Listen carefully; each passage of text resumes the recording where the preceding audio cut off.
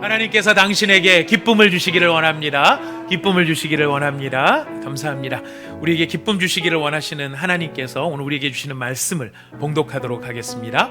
사도행전 14장 8절에서 19절까지의 말씀이 되겠습니다. 사도행전 14장 8절에서 19절까지의 말씀 다 찾으셨으면 저와 여러분이 함께 교독하도록 하겠습니다. 저희가 함께 읽는 이 말씀은 지금도 살아계시는 하나님의 말씀입니다. 제가 8절을 읽습니다. 루스드라에 발을 쓰지 못하는 한 사람이 앉아 있는데 나면서 걷지 못하게 되어 걸어본 적이 없는 자라. 바울이 말하는 것을 듣거늘 바울이 주목하여 구원받을 만한 믿음이 그에게 있는 것을 보고 큰 소리로 이르되 내 발로 바로 일어서라 하니 그 사람이 일어나 걷는지라. 무리가 바울이 한 일을 보고 루가오니아 방언으로 소리질러 이르되 신들이 사람의 형상으로 우리 가운데 내려오셨다 하여 바나바는 제우스라 하고 바울은 그 중에 말하는 자이므로 헤르메스라 하더라. 시외 제우스 신당의 제사장이 소와 화환들을 가지고 대문 앞에 와서 무리와 함께 제사하고자 하니 두 사도 바나바와 바울이 듣고 옷을 찢고 무리 가운데 뛰어들어가서 소리질러 이르되 여러분이여 가진 사람이라 여러분에게 복음을 전하는 것은 이런 헛된 일을 버리고 천지와 바다와 그 가운데 만물을 지으시고 살아계신 하나님께로 돌아오게 하며 하나님이 지나간 세대에는 모든 민족으로 자기들의 길들을 가게 방임하셨으나 그러나 자기를 증언하지 아니하신 것이 아니니 곧 여러분에게 하늘로부터 비를 내리시며 결실기를 주시는 선한 일을 하사 음식과 기쁨으로 여러분의 마음에 만족하게 하셨느니라 하고 이렇게 말하여 겨우 무리를 말려 자기들에게 제사를 못하게 하니라. 유대인들이 안디옥과 이고니온에서 와서 무리를 충동하니 그들이 돌로 바울을 쳐서 죽은 줄을 알고 시외로 끌어 내치니라. 아멘. 우리는 지난주에 이 사도행전의 말씀을 통하여서 구약과 신약의 차이점 그리고 구약과 신약을 가르는 가장 중요한 사건인 부활에 대한 의미를 생각했습니다. 그래서 우리가 부활을 믿는 사람이 되었다라고 하는 것이 무엇이 다른가? 세상 사람들은 부활에 대한 부활이 없기 때문에 눈에 보이는 것이 전부고 그 눈에 보이는 것을 잃어버리면 모든 것을 잃었다고 생각하고 눈에 보이는 것을 잡기 위해서 몸부림치는 바로 그런 삶을 살아가지만 크리스찬들은 부활에 대한 소망이 있기 때문에 눈에 보이는 것이 전부가 아니기 때문에 우리는 눈에 보이는 것들을 움켜잡으려고 또 그것을 잃어버렸다고 해서 우리가 상실하는 것도 아니고 우리가 망하는 것도 아니고 우리는 오히려 그 속에서 담대하게 부활의 신앙을 누리며 살 수 있다는 것을 우리가 살펴보았습니다. 그렇기 때문에 우리가 예수를 믿으면 우리의 삶의 환경이 달라지고 많은 좋은 일들이 일어나고 다른 사람이 겪는 슬픔이 없어지는 것이 아니라 우리는 똑같은 환경, 똑같은 상황을 믿지 않는 사람들과 더불어 똑같이 살아가지만 부활이 있는 사람과 부활이 없는 사람, 똑같은 상황에서 다르게 반응하게 된다 하는 것을 살펴보았습니다. 그래서 우리가 부활을 믿는 사람으로서 어떻게 이 세상을 살아갈 것인가, 어떤 점이 다른가 했었을 때 우리가 적용적으로 다짐해봤던 것은 감사하는 삶이었습니다. 모든 일에 감사할 수밖에 없는 것, 슬프고 아프고 괴로운 것이 똑같이 있지만 그것이 슬픔과 아픔과 괴로움으로만 끝나는 것이 아니라 그 일이 변하여서 하나님의 영광을 나타내는 일들이 되기 때문에 그것을 믿을 수 있기 때문에 우리는 감사하는 삶을 살 수 있다 이렇게 말씀을 드렸습니다. 여러분 한 주 동안 많은 감사를 누리면서 사셨습니까? 저는 모든 일에 감사하기로 했습니다. 여러분 감사합니다. 여러분 감사합니다. 한 주 동안 참 많이 여러 가지 일들이 있었는데요. 그 가운데서도 늘 감사할 수 있는 사람이 된 것이 또한 얼마나 감사했는지 모르겠습니다. 자, 오늘 우리는 바로 그렇게 부활의 소망을 가지고 있는 사람 바울이죠. 지금 여기서는 바울이 그 복음을 전하러 간 것이니까요. 이제 그 바울이 루스드라 지역에서 복음을 전하는데 그때 일어난 한 사건이 있었습니다. 그 사건을 살펴보면서 그 사건에 담겨 있는 의미를 우리가 생각해보고 그 사건을 가능하게 했던 믿음의 중요성을 저희들이 또한 마음에 새길 수 있기를 원하고 하나님의 말씀을 들을 수 있기를 원합니다. 지금 우리가 여러분 다 읽으신 말씀 가운데 루스드라에서 보니까 발을 쓰지 못하는 사람이 있었다 이렇게 나옵니다. 8절 말씀에 보니까 발을 쓰지 못하는 한 사람이 앉아 있는데 발을 쓰지 못하니까 앉아 있겠죠. 나면서 걷지 못하게 되어 걸어본 적이 없는 사람이다 이렇게 강조를 합니다. 자, 여기서 지금 거듭해서 발을 못 썼다, 앉아 있었다, 나면서 걷지 못했다, 걸어본 적이 없었다 4번이나 반복이 돼요. 무슨 뜻일까요? 우연이라도 걸을 수 있는 가능성이 없는 사람이다라는 것을 거듭해서 이야기를 해주고 있습니다. 근데 여러분, 이 나면서 걷지 못했던 사람이 걸은 적이 있었습니다. 걷게 되는 일이 일어난 적이 있었습니다. 언제 그런 일이 있었죠? 네. 모든 분들을 대표해서 두 분이 말씀해 주셨습니다. 대표해 주신 두 분께 감사드립니다. 사도행전 3장에 보면은 베드로가 성전에서 기도하고 내려오다가 지금 거기서 나면서부터 걷지 못하는 사람을 고친 사건이 있었습니다. 베드로는 그때 제9시 기도 시간, 제9시라고 하는 것은 오후 3시 기도 시간인데요.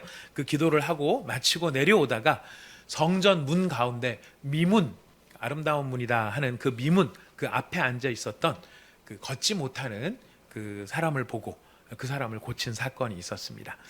자, 한쪽은 베드로가 고쳤고 하나는 바울이 고쳤고 한쪽은 유대 예루살렘 성전 앞에서 고쳤고 하나는 지금 루스드라, 지금 어느 지역, 루스드라의 어딘지는 특정이 돼 있지 않지만 하여튼 그 지역에서 고쳤습니다. 근데 베드로는 기도하고 내려오다가 고쳤고요. 바울은 말씀을 전하다가 고치는 사건이었습니다. 굉장히 그러니까 똑같은 점은 나면서 못 걷는 사람이 고침을 받았다는 사건은 똑같은데 그거 빼놓고 나면 사실은 모든 게 다 다른 것이 지금 이 사건의 상황입니다. 우리가 이 사건이 상황이 다르고 내용이 다른 차이가 어떤 의미가 있는지를 살펴보면 굉장히 또 우리의 믿음에 큰 은혜가 되는데요. 이 베드로가 고쳤던 사람은 나면서부터 못 걷는 사람인데 이 사람들은 사람들이 메고 와서 구걸이라도 하고 먹고 살으라고 지금 성전 문 앞에 이렇게 두었던 사람입니다. 이 사람은 베드로하고 요한한테 처음에 자기를 고쳐달라고 했습니까? 돈을 달라고 했습니까? 돈을 달라고 했습니다. 이 베드로가 고치는 이 사람은요, 원래 믿음이 있었던 사람이 아닌 것 같아요. 더군다나 그리스도 예수께 대한 예수가 그리스도라는 사실에 대해서 믿음도 없었고 그 이름에 대해서 아무런 기대감이 없었던 사람으로 보입니다. 뭘 보면 알 수 있어요? 그가 돈을 원했다는 것을 보면 알 수 있어요. 이 사람은 그렇게 자기한테 믿음도 없고 예수님이 자기를 고쳐줄 것이라는 것에 대한 기대도 없고 베드로에게 그냥 돈이나 바라는 그런 사람이었던 반면에 지금 오늘 여기 등장하는 이 사람은 지금 바울의 증언에 보니까 9절 말씀입니다. 우리 9절 같이 한번 읽어볼까요? 시작. 바울이 말하는 것을 듣거늘 바울이 주목하여 구원받을 만한 믿음이 그에게 있는 것을 보았다라고 이야기합니다. 여기 똑같은 나면서 걷지 못하는 사람이지만 이 사람은 앞에 3장에 나오는 사람이랑 다르죠. 이 사람은 바울의 말을 먼저 들었던 사람입니다. 그 말을 들으면서 그 선포되는 말씀을 들으면서 그 안에 바울이 지금 뭐라고 얘기합니까? 구원받을 만한 믿음이 그 안에서 생겨난 바로 그것을 바울이 확인을 한 것입니다. 바로 그 믿음을 지금 보고서 바울이 병을 고쳐주게 되죠. 자, 그랬을 때 이런 차이가 있다 보니까 이 사람 고치는 과정도 조금 틀려요. 이 베드로와 요한이 이 성전에 예루살렘 성전에 있었던 그 나면서 앉은뱅이 됐던 사람, 나면서 걷지 못했던 사람. 자꾸 말을 좀 헷갈려서 죄송한데요. 이게 이 설교 용어가 좀 정리가 돼야 된다는 그게 있어서 저도 이제 그렇게 하려고 애를 쓰는데요. 소경, 맹인, 그다음에 앉은뱅이 이런 말들은 적절하지 않은 말이라고 합니다. 이제 장애인 이렇게 표현하는 것이 그것이 바른 것이라고 이야기해서 저도 지금 바른 것을 따라하려고 하는데 아직 익숙하지가 않아서 나면서 걷지 못하는 자 이름이 또 너무 길어가지고 그냥 그 장애인으로 통일을 하도록 하겠습니다. 아무튼 베드로가 고쳤던 그 장애인은 전혀 그 안에 뭐가 없었던 사람이었는데 베드로와 요한이 그를 주목을 하면서 뭐라고 얘기하냐면은 우리를 보라라고 자신을 보라라고 이야기합니다. 그러니까 그 사람이 뭔가 얻을 게 있을 게 있지 않을까 싶어가지고 그를 쳐다보게 되죠. 나를 보라라고 하는 믿음이 있는 사람의 그 믿음을 보라라고 지금 베드로가 지금 사실 이야기를 하고 있는 것이죠. 근데 지금 두 번째 보니까 바울이 고치는 그 장애는 보니까 그 안에 믿음이 이미 있는 것을 바울이 보는 거예요. 바울이 보고 있는 거예요. 저는 이 믿음의 역사가 나타나는 이 일에 있어서 굉장히 중요한 부분이 뭐냐면 믿음이 그 안에서 일하고 있는, 믿음이 그 안에 하나님께서 성령님께서 그 안에서 일하고 계신 그 사람을 바라보는 것이 그 사람을 바라볼 때 기적의 역사가 일어나는구나 하는 그 사실을 관찰해 볼 수가 있습니다. 여러분 뭘 보느냐 하는 것이 굉장히 중요합니다. 뭘 듣느냐 하는 것도 굉장히 중요하지만 여러분 믿음이 있는 사람의 믿음을 볼 때 우리는 그 믿음의 역사를 같이 누리게 되는 것이고요.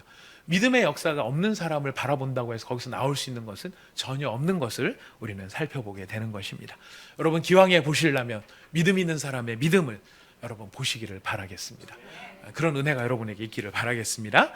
자, 베드로가 거기서 선포를 하죠. 베드로는 뭐라고 얘기하느냐면은 은과 금은 내게 없지만 내게 있는 이것을 내게 주노니 나사렛 예수 그리스도의 이름으로 일어나 걸으라 이렇게 얘기합니다. 근데 거기에 비해서 바울은 뭐라고 얘기하느냐면은 큰 소리로 내 발로 일어서라 이렇게 이야기합니다. 왜 바울은 예수님의 이름을 이야기하지 않는 것일까요? 우리가 모든 일들을 할 때 예수님의 이름으로 사실 하는 것이 맞는데 지금 바울은 예수님의 이름을 이야기하지 않습니다. 그 이유는 무엇일까요? 그것은 이미 바울이 선포하는 메시지 가운데 나사렛 예수 그리스도의 이름의 권능과 권세가 선포되어 있기 때문에 또 그것을 이미 이 바울이 지금 고치려고 하는 그 장애인의 마음속에 나사렛 예수를 믿는 믿음이 있는 것을 보았기 때문에 바울은 바로 즉시 너의 발로 일어서라 이렇게 이야기를 합니다. 한쪽은 완전히 믿음이 없는 사람한테 지금 믿음의 역사가 일어나는 것이고요. 한쪽은 예수님의 이름을 신뢰하고 그 이름을 의지하려고 하는 사람한테 지금 그 일이 일어나고 있는 겁니다. 자, 그러다 보니 액션도 다릅니다. 베드로가 그 장애인을 이렇게 세울 때는 일어나라 이렇게 얘기만 한 것이 아니고 한 가지 액션을 더해요. 일어나라 했을 뿐만 아니라 바울은 아무 행동을 안 해요. 거기에 비해서. 근데 베드로만 한 행동이 있어요. 그건 무엇이냐면 그의 오른손을 잡아 일으켜줘요. 그의 오른손을 잡아 일으켜줘요. 저는 이거를 묵상을 하면서 생각한 거는 믿음이 없는 사람들 속에서 하나님의 믿음의 역사가 일어나기 위해서는 믿음이 있는 자의 도움이 얼마나 중요한가라는 것을 생각해 보게 됩니다. 여러분 마음속에 하나님의 믿음이 여러분 안에서 일하고 계시고 여러분이 믿음이 없는 자들을 돕기 또 믿음이 없는 자에게서 하나님의 역사가 일어나기를 바란다면 여러분 도우셔야 됩니다. 여러분이 손을 잡고 함께 움직여 주셔야 됩니다. 바로 그럴 때 우리가 함께 그 믿음의 역사를 볼 수 있게 되는 것이죠. 자, 이렇게 되니까 똑같은 결과가 나타납니다. 과정은 좀 달랐는데 결과는 같아요. 어떤 결과죠? 발과 발목이 힘을 얻어서 뛰어서서 걸었다. 일어서서 걸었다. 이렇게 되어 있습니다. 오늘 본문에 보면 그 사람이 일어나 걸었다라고 되어 있는데요. 제가 이 번역을 이렇게 하신다는 아마 뜻이 있어서 이렇게 번역을 했겠다 생각을 해서 저도 많이 묵상을 했습니다만은 기왕이면은 좀 실감나게 번역을 했으면 더 좋았겠다라는 바람도 가져보게 됩니다. 저기 베드로가 고친 사람은 발과 발목이 힘을 얻어서 뛰었다라고 되어 있습니다. 근데 지금 여기서 바울이 고친 사람은 일어나서 걸었다라고 되어 있습니다. 일어나서 걸었다 그러니까 이 정도 느낌이 되겠죠, 그죠? 이 정도 느낌. 네. 그 다음에 베드로가 고친 사람은 이 정도 느낌이 되겠죠. 자, 그런데 사실 이것도 아니고 저것도 아니에요. 왜냐하면 지금 뛰어서서 해서 뛰어라는 말과 여기서 일어나 걸었다라는 말이 헬라어로 보면 같은 말입니다. 같은 말이에요. 할로마이라는 말인데요. 할로마이라는 말의 원뜻이 뭐냐면 스프링이라는 뜻이에요. 튀어 올랐다라는 거예요. 지금 바울이 네 발로 일어나 걸으라 했더니 그 즉시로 이 사람이 벌떡, 이 정도가 아니고 튀어오르듯이, 용수철이 튀어오르듯이 튀어오르는 바로 그 장면을 이야기를 하고 있는 것이죠. 앞에 있는 베드로가 고친 사람도 마찬가지였던 거예요. 그냥 막 일어나 걸어라 그랬더니 뿌득 이러면서 이제 막 몇 살인지는 모르겠지만 그 나이 될 때까지 한 번도 못 걸어본 그 다리가 막 힘이 들어가서 조금씩 어떻게 이렇게 막 일어나는 그런 서서히 변화되어지는 현상이 아니라 지금 성경이 말하는 즉각적으로 완전하게 치유되는 바로 그 일이 일어났다라는 거예요. 이게 보통 일이 아니죠. 사실 참 우리가 못 봐서 그렇고 기대가 없어서 그렇죠. 요즘에도 이런 일이 뭐가 요즘에 이런 일이 일어날 수 있겠어, 안 일어나, 이런 생각들 때문에 우리가 이런 것에 대한 기대가 없어서 이런 말씀을 읽어도 별로 이렇게 놀람이 없는지 모르겠지만 이 일을 직접 본 사람들은 사실 깜짝 놀랐어요. 엄청나게 놀랐어요. 그래서 베드로가 고치는 걸 본 사람은 성경에 보니까 심히 놀랍게 여기며 놀라니라. 기억나시죠? 심히 놀랍게 여기며 놀라니라. 2번 놀라는 거예요. 근데 이걸 본 이 바울의 이 루스드라 지역의 사람들은 너무 놀란 나머지 성경에 보니까 루가오니아 방언으로 소리를 질렀다 이렇게 되어 있어요. 이 루가오니아 방언이 이 사람들이 쓰던 이 원래 토속어였던 것 같습니다. 그 당시에 공용어가 헬라어였기 때문에 다른 사람 보통 때는 다 헬라어를 쓰는데 너무 놀라운 일을 딱 보니까 이 사람들이 그냥 그동안에 자기네들이 평소에는 잘 안 썼던 사투리가 툭 튀어나온 거예요. 여러분, 우리 어른들이나 가족들도 보면 지방에 사시다가 서울에 올라오셔서 표준어를 막 쓰시려고 애를 쓰고 그래서 어느 정도 표준어들을 다 쓰시는데 밖에 나와서는 표준어를 쓰시는데 집에 들어가서 방심하시면 뭐가 나와요? 사투리가 나와요. 막 사투리가 튀어나와요. 오늘 우리 찬양대가 찬양하는 여호와는 선한 목자가 되시는 하나님을 찬양했는데 거기에 보면 시편에 여호와는 나의 목자시니 내게 부족함이 없으리로다. 그가 나를 푸른 초장에 누이시며 쉴 만한 물가로 인도하시는도다. 이 말씀이 거기에 담겨 있었거든요. 그런데 경상도 사는 사람이 그 말씀을 딱 듣더니 아니 와 푸른 초장이고 초장은 뻘건 거 아이가? 잘 모르시는 분들을 위해서 회를 찍어 먹거나 오징어를 삶아 먹을 때 우리는 초장에 찍어 먹죠. 초장은 뻘겋습니다. 빨갛습니다. 그래서 경상도 사람이 초장은 뻘건 거 아이가? 딱 그렇게 얘기를 해도 왜 푸른 초장이고? 그랬더니 옆에 있던 사람이 이렇게 말했답니다. 와사비 초장 아이가? 오늘은 조금 되는 것 같습니다. 감사합니다. 긴장을 하는데요. 무슨 말을 지금 드리려고 얘기를 하느냐면 너무 놀라면 숨겨놨던 사투리가 튀어나오는데 이 사람들이 지금 루가오니아 방언이 튀어나올 만큼 깜짝 놀랬다라는 것입니다. 깜짝 놀랄 만한 이런 일들이 어떻게 일어났는가? 한 사람은 믿음 없는 사람이고 한 사람은 믿음 있는 사람인데 자기 믿음이 없는데 어떻게 이런 일이 일어났을까? 지금 처음에 일어났던 베드로가 고쳤던 그 사람은 그 사람의 믿음이 아니라 누구의 믿음으로 일어난 걸까요? 베드로의 믿음이에요.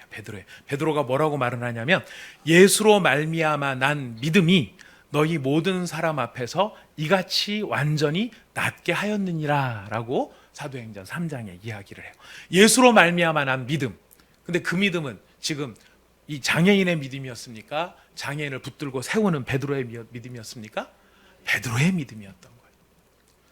근데 바울이 지금 고쳤던 그 사람의 믿음은 자신의 믿음이었죠. 여러분, 하나님께서 하시는 일을 우리가 경험하고 하나님께서 우리 가운데서 우리가 흔히 상상할 수 없었던 아주 특별하고 놀라운 일들을 하시는 그런 일들이 오늘날에도 있을 수 있어요. 저는 오늘날에도 분명히 있다고 확신합니다. 근데 그런 일들이 일어나는 그 방편, 그 방법이 무엇입니까? 바로 믿음이라는 것입니다. 앞에 바울이 고친 사람이 자기의 병을 낫게 하는 바로 그것도 그 사람 안에 믿음이 있었기 때문에 일어날 수 있었던 일이었고요. 베드로가 고친 그 사람은 그 사람한테는 믿음이 없었을지라도 누구에게 믿음이 있었기에? 그 사람을 붙드는 베드로에게 믿음이 있었기에 그 사람이 일어날 수 있었다라는 것이. 믿음은요, 나를 구원할 수 있을 뿐만 아니라 믿음은 다른 사람도 구원을 받을 수 있도록 돕는 은혜의 통로가 될 수 있는 것입니다. 여러분, 자신의 믿음으로 말미암아 구원을 얻었던 또 다른 사람들도 있죠. 성경에 많은 사람들이 나타나는데 그 중에 한 사람을 잘 아시는 또 한 분을 기억을 해보면 12년 동안 혈루증을 앓았던 여인이 있었습니다. 12년 동안 하혈이 멈추질 않아서 이 병원 저 병원 다 돌아다녔지만 아무도 그 여자의 병을 고쳐주지를 못했어요. 이 여자는 돈을 탕진하고 성경에 보니까 많은 사람들에게 괴롭힘을 당했다. 괴로움을 당했다. 여기 굉장히 복합적인 이야기들이 여기 담겨 있는 것 같아요. 여자로서의 수치심이라든가 고침을 받지 못하는 것에 대한 안타까움이라든가, 율법적으로 보면은 하혈이 멈추지 않는 여자는 부정한 여자이기 때문에 그 여자는 정결하지 못해서 사람들에게 부정을 끼치는, 해를 끼치는 그런 사람, 바로 12년 동안이나 그런 일들을 당해왔던 여자였었어요.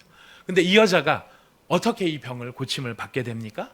성경에 보니까 마가복음에 이렇게 이야기합니다. 예수의 소문을 듣고 무리 가운데 끼어 뒤로 와서 그의 옷에 손을 대니 이는 내가 그의 옷에만 손을 대어도 구원을 받으리라 생각함일러라 라고 쓰고 있어요.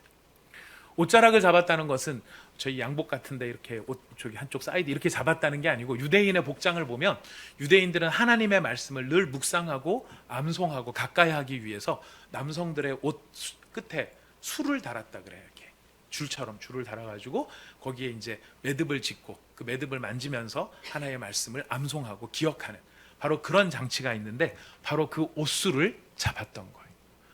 근데 그 여인이 바로 그 옷술이라도 잡으면 어떻게 되겠다라는 생각이 들었다고요? 의사는 못 고치지만은 이 예수님은 나를 고쳐줄 수 있을 것 같다. 근데 나한테 나아라, 뭐 네 병이 고쳐져라, 깨끗해졌다 이런 얘기 할 필요도 없고, 내가 그에 가서 그의 옷자락만 살짝 잡아도 내 병은 저 사람의 능력 때문에 나을 것 같다. 이 믿음이 그에게 있었던 거예요. 예수님이 이렇게 말씀하십니다. 예수께서 이르시되 따라 내 믿음이 너를 구원하였으니 평안히 가라. 내 병에서 놓여 건강할지어다. 예수님께서 그 여인의 믿음을 크게 칭찬을 해주신 것입니다. 오늘날 우리가 살아가는 우리의 시대는 어떤 시대냐면요, 믿음으로 기적을 보기보다는 기적을 보여주면 믿겠다는 시대를 우리가 살아가고 있어요. 나한테 증명해 보이라는 거죠. 나도 믿고 싶다. 나도 믿고는 싶은데 뭘 보고 믿냐? 뭘 어떻게 믿냐? 뭐를 믿으라는 거냐? 우리 가운데 그런 생각들이 많이 있을 수 있어요. 그래서 나한테 기적을 보여주면 내가 한번 믿어볼게, 생각해볼게, 이런 마음이 우리 가운데 있는지 모르겠어요. 하지만 성경은 우리한테 분명히 선언하십니다. 우리한테 기적을 보여주시면서 내가 기적을 보여줄 테니까 한번 믿어라. 제발 좀 믿어줘. 안 믿어줄래? 이래도 안 믿어줄래? 좀 안 믿어줄래? 이렇게 믿음을 구걸하시는 것이 아니라는 거예요.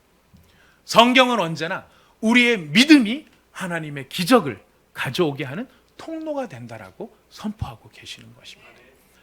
하나님이 어떤 분인지를 신뢰하고 그 하나님이 이 일을 이루실 수 있다는 것에 대한 신뢰와 믿음, 그것이 우리의 믿음대로 역사하시는 하나님의 은혜의 통로가 된다라는 것이죠.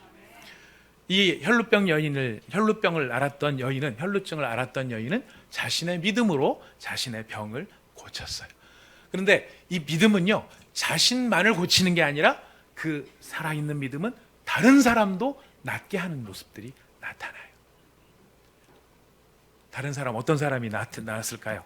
여러분 생각나는 분 안 계십니까?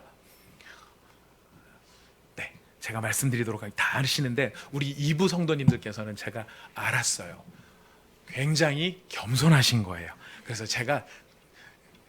내가 다 맞추면 저 목사님이 이제 실망하셔갖고 더 이상 재미없을 거야. 그러니까 내가 모르는 척 해줘야지. 이렇게 하는 겸손함이 넘치신다고 제가 생각이 들었습니다. 요거는 별로 재미없네요. 자, 중풍병자를 메고 온 친구들이 있었습니다. 여러분 잘 아시죠? 지붕을 뜯고 자기 친구를 달아내린 거예요. 그 지붕을 뜯고 달아내리는 바로 그 모습, 다른 설명이 없어요. 성경에 보면은 친구들이 있는데 오랫동안 중풍병을 앓았던 그 친구를 데리고 예수님 앞에 왔지만 예수님 앞에 도저히 갈 수 없는 상황이 되었기 때문에 이들이 택했던 것은 지붕으로 올라가 지붕을 뚫고 그 친구를 달아내리기, 바로 이 행동만이 나타나요. 행동은 그런 행동인데 평가는 예수님이 내리세요. 예수님이 뭐라고 평가하시냐면 마가복음 2장 5절에 이렇게 말씀하십니다. 예수께서 그들의 믿음을 보시고 중풍병자에게 이르시되 작은 자야 내 죄사함을 받았느니라 하시니. 예수님께서 그들의 행위를 가지고 그들의 행위를 뭐라고 인정하시는 겁니까? 그들의 믿음이라고 인정을 하시는 거예요. 말로써 예수님을 믿습니다. 예수님은 그리스도이십니다. 이런 모습이 아니라 정말 그 사실을 그의 마음속에 믿고 있는 그 믿음이 무엇으로 나타나냐면 행동으로 나타나는 거예요. 그래서 사실은 믿음은 명사라기보다는 동사라고 우리가 보아야 할 것 같아요. 진짜 믿음은 우리의 입술로 해서 이렇게 고백되어지는 진술도 굉장히 중요하지만 결국은 그 진술보다 더 중요한 게 그 믿음을 갖고 있는 내가 어떻게 행동하느냐가 우리의 진짜 믿음을 보여주는 일이 될 것입니다. 그들은 예수님을 정말로 믿었기 때문에 예수님께 가기만 하면 내 친구, 이 친구, 중풍병에 걸려있는 이 친구가 새로운 삶의 소망을 얻을 것이라고 하는 예수님에 대한 믿음이 있었던 것이죠. 예수님께서 그 믿음을 보신 거예요. 근데 누구의 믿음을 보셨습니까? 중풍병자의 믿음을 보셨습니까? 친구의 믿음을 보았습니까? 친구의 믿음을 본 거예요. 친구의 믿음을 보고 그 사람을 고쳐주셨던 거예요. 하나님이 일하시는 그 믿음의 역사는요, 우리가 가진 우리의 믿음은 나를 살리는 힘이 될 수 있지만 우리가 예수님을 믿는 그 믿음으로 말미암아 우리는 다른 사람이 세워지고 일어나고 살아나는 일을 도울 수 있는 은혜의 통로가 될 수 있다는 것입니다. 그러나 공통점 두 가지, 제일 중요한 건 핵심은 이거예요. 나를 살리든 남을 살리든 뭐가 있어야 된다? 믿음이 있어야 된다. 나를 살리든 남을 살리든 내 안에 믿음이 있어야 된다. 그런 의미에서 보면 믿음은요, 창문과도 같다고 생각이 들어요. 창문과도 같다. 여러분, 이제 우리 교회도 좀 있으면 이제 주일학교, 여름 성경학교가 시작이 됩니다. 우리 유아유치부, 유초등부, 중고등부, 이제 교회에서는 유아유치부만 우리가 수련회를 하고 나머지는 다 밖에 나가서 하게 되는데요. 예전에 제가 대학을 다닐 때 이제 주일학교 교사를 하는 그런 시절에 주일학교 교사로 섬겼을 때 여름이 되면은 굉장히 분주하고 또 되게 행복했었어요. 그때는 이제 방학 끝나고 방학이 시작이 되면 대학생들 교사 선생님들이 먼저 가서 교사 강습회라는 걸 받아요. 각 교회에서 오는 선생님들이 다 모여서 이렇게 한 해주면은 그거 막 배워갖고 와갖고 그 다음 주에는 와서 이제 이게 요즘에는 빔 프로젝트도 있고 하니까 저런 걸 쓰지만은 옛날에는 종이에다가 차트에다가 다 줄치고 바깥을 초록색 테이프로 두르고 제일 위에는 철사를 올려갖고 궤도를 만들었었어요. 기억나시는 분들도 많이 계실 겁니다. 자, 그렇게 해가지고 이제 주일학교를 했는데 재미있었던 건, 신이 났던 건 뭐냐면 그 시절에는 북을 들고 나가가지고 북을 치면서 동네를 돌아다니면 애들이 따라왔다라는 거예요. 잘 따라왔었습니다. 잘 따라와가지고 하여튼 뭐 집에서 밖에 노느니 교회 가면은 이것도 주고 저것도 주고 상품으로 학용품도 주고 때 되면 과일도 주고 막 이러니까 아이들이 막 따라오는데요. 따라오는 애들이 200명, 300명씩 따라와요. 그럼 예배당 안에 그 뭐 어른들 한 200명 앉는 그런 예배당 아니었는데 그때 이제 마이크가 제대로 안 되고 하니까 일단은 문을 다 닫아놓고 막 이제 강도사님, 목사님들이 말씀을 전하는 거예요. 그러면은 여러분 아시죠? 애들 200명이 앉아 있으면은요, 밖에 나가서 막 놀다가 들어온 애들이에요. 땀이 꼬질꼬질 때국물이 쫄쫄쫄쫄 나면서 머리에서 냄새 팍팍 나고 몸에서 열이 푹푹 올라와요. 그런 애들 200명이 꽉 앉아 있으면은요, 그 안에 들어오기만 해도 숨이 턱턱 막혀요. 근데 그 당시에 유일한 그 냉방기는 뭐냐면은 선풍기였거든요. 선풍기를 막 돌리는데 그렇게 더운 열기가 가득 찬 데서 선풍기를 돌리면 찬바람이 나오는 게 아니고 더운 바람이 나와요. 그때 유일한 숨통이 터지는 일이 뭐였냐면 목사님 설교가 딱 끝나고 창문을 다 여는 거였어요. 창문을 쫙 열면 이제 바람이 통하면서 비로소 그 후끈하고 아주 막 그 냄새나는 그 열기가 쫙 빠져나가면서 좀 살 것 같은 그 창문이 열리는 게 그렇게 좋았던 것 같아요. 근데 제가 이 말씀을 준비를 하다가 믿음은 창문과도 같다라는 생각이 들면서 맞아, 우리의 내면 안에 우리의 더러운 생각들, 우리의 습한 모습들, 또 퀴퀴하고 어둡고 캄캄하고 그래서 더러운 공기가 가득 차 있는 것 같은 나의 내면, 그 내면에 은혜의 바람이 들어오게 하는 것이 무엇인가? 바로 창문과 같은 역할을 하는 것이 무엇인가? 믿음이라는 것이.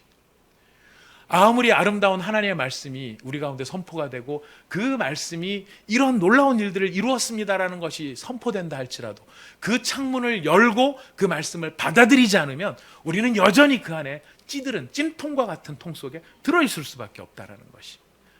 그 하나님의 은혜가 우리 안에 이렇게 흘러 들어오도록, 그 신선한 생명의 바람이 우리 가운데 흘러 들어오도록 만드는 역할을 무엇이 하느냐? 믿음이 한다라는 것이. 또 믿음은, 창문은 또 이런 역할도 합니다. 거꾸로 바깥에가 공기가 미세먼지가 많고 초미세먼지가 많고 황사가 많고 매연이 심하고 막 사람이 시끄럽고 이럴 때 우리는 그 창문을 닫으면 바깥의 더러운 것으로부터 우리가 보호를 받을 수도 있어요. 우리의 내면 안을 어지럽힐 수 있는 바깥의 여러 가지 소리들, 여러 이야기들, 많은 우리를 어지럽힐 수 있는 것들이 우리 가운데 있을 수 있지만 우리가 믿음으로 우리의 창문을 닫을 때 우리 그 모든 것들로부터 차단이 되고 우리가 보호받을 수 있는 이런 것을 놓고 본다면 믿음은 창문과 같은 바로 기능을 하는 것이구나 하는 것을 생각해 볼 수 있습니다. 믿음은 이렇게 우리의 생애에 있어서, 우리의 신앙에 있어서 가장 중요한 역할을 하는 것이 바로 이 믿음이라고 하는 것입니다. 여러분에게는 이런 믿음이 있으시죠? 아멘. 여러분 이런 믿음이 견고하시죠? 아멘. 감사합니다. 2015년 8월 7일에 미국에서 이런 사건, 이런 뉴스가 나온 적이 있습니다. 도난당한 지 35년 만에 하나의 물건을 찾았는데 그 물건이 무엇이었냐면 바이올린이었대요. 그 바이올린은 당시의 가격으로 53억 원 상당의 굉장히 비싼, 무슨 바이올린일까요? 네, 잘 아시는 분은 잘 아신다는, 집에 한 대씩 있는 스트라디바리우스 바이올린이었습니다. 이 바이올린의 명장이 자기가 죽을 때까지 한 1100점의 악기를 제작을 했는데 바이올린, 하프, 기타, 비올라, 첼로 그 중에서 지금 한 650점 정도가 남아있다고 해요. 근데 이렇게 귀한 바이올린을 가지고 연주를 한다는 이 광고가 나왔습니다. 누가 연주를 한다고 했냐면은 비발디가 연주를 한다라고. 비발디가 이 스트라디바리우스로 연주를 한다고 광고를 하니까 이 세계 최고의 연주자가 세계 최고의 악기를 가지고 연주를 한다. 모든 사람, 많은 사람들이, 관심 있는 사람들이 몰려들었겠죠. 그래서 마침내 이제 비발디가 연주를 시작을 합니다. 너무너무 아름다운 선율로 연주를 하는데 청중들은 감탄을 하죠. 뭐라고 감탄합니까? 역시 악기가 좋으니까 저렇게 멋진 소리가 나네 하면서 감탄을 한 거예요. 그런데 갑자기 연주 말미에 이 비발디가 연주를 멈추고 들고 있었던 바이올린을 높이 쳐들더니 마룻바닥에다 그냥 찍어버린 거예요. 박살이 났겠죠. 모든 사람들이 깜짝 놀라고 말았습니다. 수십억의 바이올린이 산산조각이 났으니까. 사람들이 웅성웅성하고 있는데 비발디가 일어나서 이렇게 말했다고 합니다. 여러분 놀라지 마십시오. 이것은 스트라디바리우스가 아닙니다. 이것은 시장에서 산 싸구려 바이올린입니다. 무슨 뜻이었을까요? 최고의 연주는 최고의 악기 때문이 아니라 최고의 연주자가 있기 때문에 가능하다는 것을 보여주고 싶어 했어요. 최고의 연주자 손에 붙잡히니까요, 시장에서 산 싸구려 바이올린도 최고의 소리를 내더라는 것이. 제가 이 얘기를 왜 할까요? 여러분, 우리가 인생에 있어서 가장 아름답고 놀랍고 최고의 일을 할 수 있는, 그 일들을 만들어낼 수 있는 것은 우리가 최고의 환경, 최고의 상황, 최고의 사람들과 함께 하기 때문에 최고의 일을 할 수 있는 것이 아니라, 우리가 최고의 일을 할 수 있는 것은 우리에게 최고의 믿음이 있을 때 우리는 최고의 일을 할 수 있게 된다는 것입니다. 미국에 이런 통계가 있습니다. 40년 전 미국 교회가 전 국민, 40년 전에, 40년쯤 전쯤 생각을 해보십시오. 그때는 전 국민의, 미국 전 국민의 몇 퍼센트가 기독교인이었을 것 같습니까? 꽤 많이, 꽤 많이가 상당히 많이죠. 80%가 기독교인이었다고 합니다.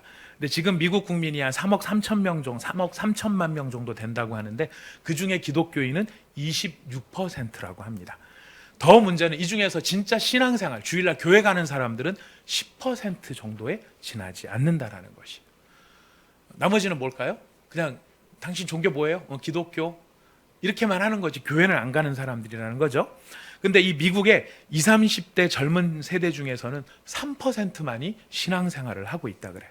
그래서 미국의 통계청에서는 예측하기를 이런 추세로 간다면 앞으로 10년 후에는 미국의 기독교 인구가 2%대로 떨어질 것이라고 예측을 한다라고 합니다. 이거 미국만 그럴까요? 우리도 마찬가지예요.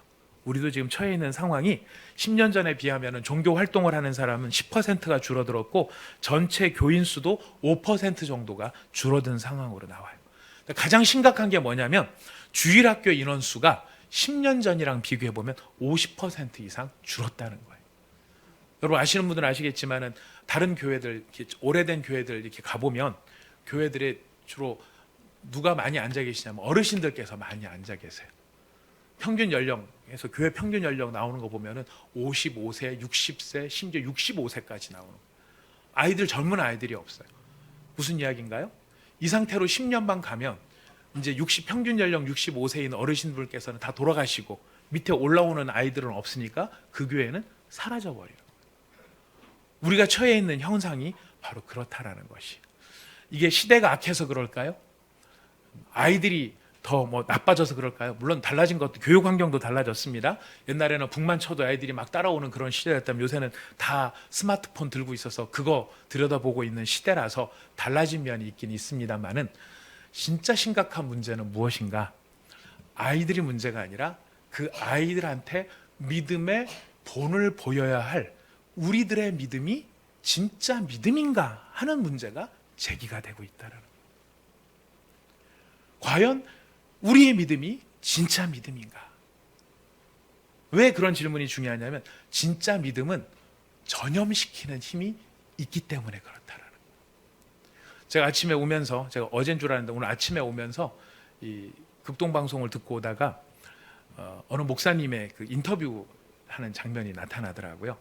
감리교회 목사님이신데 재밌게도 통합 측 교회의 교육 담당 목사로 청빙을 받으셔서 거기서 인천에서 일을 하고 계시는 목사님이신데 그 목사님이 3년 만에 그 인근 지역의 초등학교 학생들을 전도를 하면서 그 교회 초등학생들을 1000명을 전도를 했다는 거예요. 제가 그 얘기를 들으면서 사실 깜짝 놀랐습니다. 1000명을? 한 명도 어려운데 1000명을? 근데 그분 말씀이 안 될 것 같습니까? 저도 안 될 것 같다고 생각했는데요. 됩니다. 되더라고요. 라고 이야기하세요. 어떻게 됐는가? 딴 게 아니에요. 그 목사님의 마음속에 있는, 그 안에 있는 믿음이었어요. 믿음. 아이들을 향해서 정말로 다가가 복음을 전하고, 말씀을 전하고, 복음을 전하고. 우리 교회도 이제 주일학교 이제 캠프도 하고 해야 되는데, 우리 캠프 할 때는 재밌어야 된다, 즐거워야 된다, 맛있어야 된다, 행복해야 된다. 다 필요한 일들입니다. 그거 있어야 되는 일들입니다. 하지만 그 목사님의 간증 속에 담겨 있는 내용은 뭐냐면 아이들이 주일학교에 나와 예배를 드리며 자신의 죄를 회개하고 예수님을 믿는 일들이 일어납니다. 아이들이 지금도 눈물을 흘리며 자기의 죄를 통회하고 성령을 받아 기도하는 일들이 일어납니다. 아이들한테도 있을 수 있습니다. 그런데 너무나 많은 경우 애들이 뭘 알아. 그래서 아이들한테는 그냥 재밌게만 하려고 하는 것이 문제입니다. 말씀을 들으면서 큰 도전을 받았습니다. 참 많은 도전을 받았습니다. 우리가 우리의 믿음의 다음 세대에 어떻게 믿음을 물려줄 것인가 하는 이 일에 있어서 우리가 이 아들한테 재밌는 게 중요해. 재밌는 걸 알려줘야 해. 물론 좋은 것이죠. 하지만 그 이면에는 어쩌면 우리가 오늘날 예수님의 이름이 그 아이들의 영혼을 변화시키고 바꾸고 새롭게 하는 일을 할 수 없다라고 하는 생각이 우리 가운데 더 많이 있지 않은가? 그러니까 우리가 재미로 때우려고 하는 것은 아닌가? 우리가 그들에게 예수의 복음을 전하기보다는 그냥 캠프 재밌었어, 교회 즐거운 곳이야, 이렇게만 하는 것으로 우리가 해야 될 일들을 지금 하지 않으려고 하고 숨으려고 하는 것은 아닌가 돌아보게 된다는 것입니다. 하나님은 우리에게 참 믿음을 요구하고 계십니다. 그 참 믿음은 무엇인가요? 오늘날도 예수의 이름, 그 이름을 부르는 자들에게는 하나님의 구원이 임하고, 그 예수의 이름을 의지하는 자들에게 하나님께서는 그들을 위하여 일하고 계시고, 예수의 이름을 믿고 의지하며 선포하는 자리 가운데 하나님의 나라의 역사가 이루어지고 있다는 것을 정말로 믿는 사람, 그 사람을 하나님이 찾고 계신다는 것입니다. 우리 가운데 이 역사가 일어나기를 우리가 함께 꿈꿨으면 좋겠습니다. 그리고 우리가 우리의 그 믿음을 위하여, 우리 자신의 믿음의 회복을 위하여 우리 자신이 스스로 우리 자신을 돌아보아야 할 필요가 있다라고 생각됩니다. 여러분, 올 여름에 여름 휴가 때 많은 것들 계획하고 계시죠? 어디 가시고 여행도 다녀오시고 즐거운 것도 많이 하시고 가족끼리 시간도 잘 보내셔야 됩니다. 잘 하십시오. 하지 말라는 거 아닙니다. 절대로 오해하지 마십시오. 그런 거 다 하십시오. 하지만 이런 계획도 한번 세워보십시오. 나의 믿음의 회복을 위하여, 우리 가정의 믿음의 회복을 위하여 어떤 프로그램을 세워볼 것인가. 제가 1년에 한 8월 달이 되면은 매년 8월 지금 계속 그렇게 했습니다. 어떻게 정해놓고 한 건 아닌데 하다 보니 그렇게 된 건데요. 기도원에 가서 한 일주일씩 기도를 하고 내려옵니다. 근데 제가 주로 가는 때가 8월 첫째 주에 갈 때가 좀 많이 있었어요. 올해는 어떻게 될지 모르겠는데 하여튼 8월 첫째 주에 주로 갔는데, 제가 가면서 생각한 바는 뭐냐면, 이 더운 여름에 시설도 별로 안 좋고 이게 사람들 많이 모이는 이런 기도원에 얼마나 많은 사람이 올까? 가서 제가 놀란 게 뭐냐면은 그 교회 본당이 한 5,000석, 6,000석 되는 본당이거든요. 기도원 본당이. 거기에 사람이 꽉 차가지고 들어갈 데가 없어갖고 뒤에까지 앉아있는 모습들을 봐요. 보면은 엄마 아빠들이 아이들을 데리고 와서 함께 거기서 은혜를 사모하면서 기도하는 모습들을 보는 거거든요. 그리고 밤에 산에 올라가서 산에 밤새 기도하면서 부르짖는 사람들, 그 산에 뭐가 있냐면 공동묘지가 있어요. 그 교회 공동묘지인데, 공동묘지 원래 무덤 사이에서 주여 이 나라를 불쌍히 여겨 주옵소서, 주여 북한을 살려 주옵소서, 주여 이 시대에 믿음을 일으켜 주옵소서라고 눈물로 기도하는 사람들이 그곳에 있다라는 것을 확인하게 되거든요. 도전을 받습니다. 이 시대에 과연 나는 믿음이 점점점 줄어들고 있는 이 상황들 앞에 안타까워만 하고 있는 사람은 아닌가?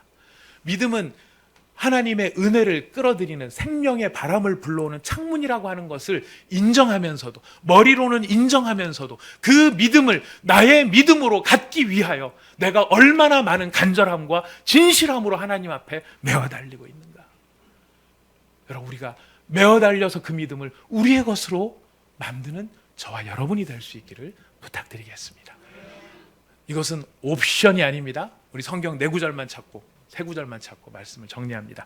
히브리서 10장의 말씀입니다. 히브리서 10장 22절 말씀을 같이 읽겠습니다. 히브리서 10장 22절 말씀 시작. 우리가 마음의 뿌림을 받아 악한 양심으로부터 벗어나고 몸은 맑은 물로 씻음을 받았으니 참 마음과 온전한 믿음으로 하나님께 나아가자. 무엇으로 나아가자고요? 참 마음과 온전한 믿음. 여기 지금 다른 거 요구하는 게 없죠? 네 자식을 내놔라 이런 거 없죠? 이런 거, 네 옷 다 내놔라, 뭐 먹을 거 내놔라 이런 거 없습니다. 우리한테 뭘 요구하세요? 참 마음과 온전한 믿음, 그것으로 하나님 앞에 나가야 한다고 합니다. 히브리서 10장 36절부터 39절 같이 또 읽어보겠습니다. 36절부터 39절 시작. 너희에게 인내가 필요함은 너희가 하나님의 뜻을 행한 후에 약속하신 것을 받기 위함이라. 잠깐 후면 오시리가 오시리니 지체하지 아니하시리라. 나의 의인은 믿음으로 말미암아 살리라. 또한 뒤로 물러가면 내 마음이 그를 기뻐하지 아니하리라 하셨느니라. 우리는 뒤로 물러가 멸망할 자가 아니요 오직 영혼을 구원함에 이르는 믿음을 가진 자니라. 아멘. 여러분 영혼을 구원하는 믿음을 가진 자 되신 줄 믿습니다. 꼭 되시기를 바랍니다. 마지막 한 구절 같은 히브리서 11장입니다.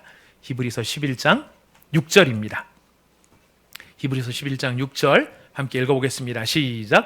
믿음이 없이는 하나님을 기쁘시게 하지 못하나니 하나님께 나아가는 자는 반드시 그가 계신 것과 또한 그가 자기를 찾는 자들에게 상 주시는 이심을 믿어야 할지니라. 아멘. 하나님을 믿음이 없이는 누구를 기쁘게 못합니까? 하나님을. 거꾸로 말하면 하나님을 기쁘시게 해드리기를 원합니까? 우리한테 무엇이 있어야 된다고요?